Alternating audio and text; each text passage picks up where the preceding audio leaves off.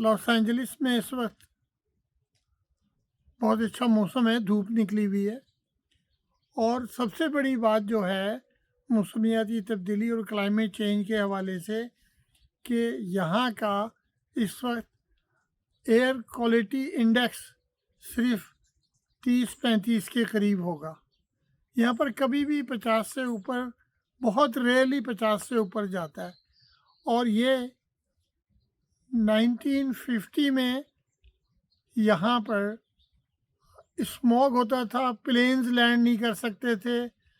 तो इन्होंने जो एयर क्वालिटी इम्प्रूवमेंट में जो मेजर्स लिए हैं वो बहुत ही मुफीद साबित हुए हैं। और अब एयर क्वालिटी सिवाय उन एरियाज़ के जो पहाड़ियों के और मैदानों के बीच में वैलीज़ हैं, वहाँ पर कुछ ज़्यादा होता है। लेकिन बाकी लॉस एंजलिस जो कि मशहूर था स्मॉग के लिए, वो अब नहीं होता है यहाँ।